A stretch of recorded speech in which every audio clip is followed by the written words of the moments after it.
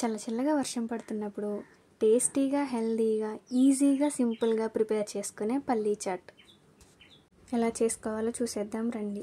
ముందుగా పల్లీలు తీసుకొని నానబెట్టుకోవాలండి 3 to 4 hours.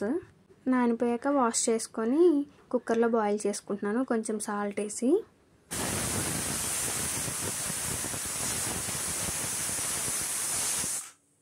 కుక్కర్లో వేసిన పల్లీలు 3 to 4 విజిల్స్ వచ్చాక స్ట్రెయిన్ చేసేసుకోవాలి.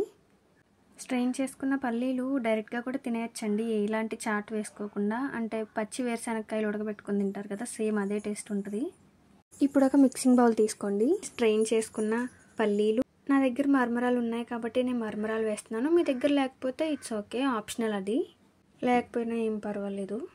సన్నగా చాప్ చేసి పెట్టుకున్న టొమాటోస్, ఆనియన్స్ కూడా వేసుకోవాలి. నేను చిల్లీస్ వేయట్లేదు ఎందుకంటే పిల్లల కోసం చేస్తున్నాను కాబట్టి చిల్లీస్ అవాయిడ్ చేశాను. పెద్దవాళ్ళు తినేలా ఉంటే చిల్లీస్ వేసుకోండి.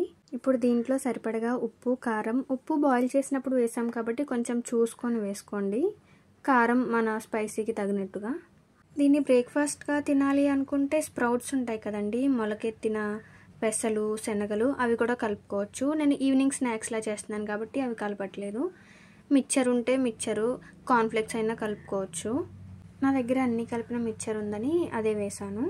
ఇప్పుడు వీటన్నిటిని బాగా మిక్స్ చేసుకోవాలండి. ఈ పల్లి చాట్ని స్పూన్తోనే మిక్స్ చేసుకోండి, చేత్తో అయితే స్మాష్ అయిపోతాయి. పల్లీలు మొత్తం బాయిల్ అయి ఉన్నాయి కదా. మొత్తం మిక్స్ చేసేసుకున్నాక చూసారా ఎంత టెంప్టింగ్గా ఉందో. ఇప్పుడు ఫైనల్ టచ్ నిమ్మకాయ. ఇది వేస్తే దానికి వచ్చే టేస్టే మారిపోతుంది.